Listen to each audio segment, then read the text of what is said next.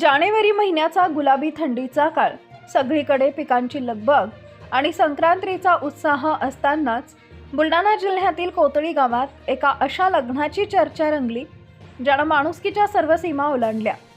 हे लग्न होतं स्थानिक प्रगतशील शेतकरी सोपानराव गायकवाड यांची कन्या स्नेहा हिचे. सोपानराव गायकवाड यांनी नवीन वर्षाच्या सुरुवातीलाच म्हणजे जानेवारी महिन्यात आपल्या मुलीचा विवाह निलेश खरात यांच्याशी करण्याचं निश्चित केलं होतं. सोपानराव हे स्वतः शेतकरी असल्यानं त्यांचे निसर्ग आणि मुक्या प्राण्यांवर जीवापाड प्रेम आहे. माझ्या मुलीचं लग्न केवळ माणसाचा मेळावा न ठरता तो सृष्टीतील प्रत्येक जीवाचा उत्सव असावा असा त्यांचा ठाम विचार होता. जानेवारीच्या कडाक्याच्या थंडीत जेव्हा अन्नाची आणि उबदारपणाची प्राण्यांना जास्त गरज असते, नेमकी तीच वेळ यांनी या सामाजिक उपक्रमासाठी निवडली.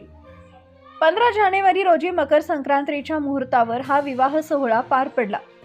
सोपानरावांनी आपल्या शेतातील 4 एकर परिसरात एक भव्य किल्लेदार मांडव उभारला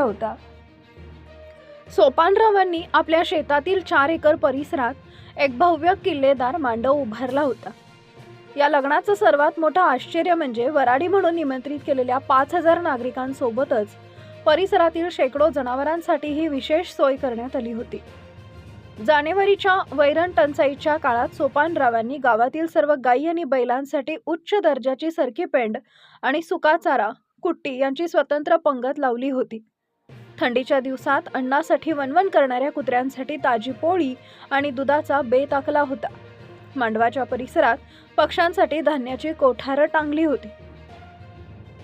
हिंदू संस्कृतीतील भूतदया जपण्यासाठी सोपानरावांनी स्वतः वाकून ठिकठिकाणी मुंग्यांच्या वारुळाजवळ साखर आणि पिठाचं मिश्रण टाकले.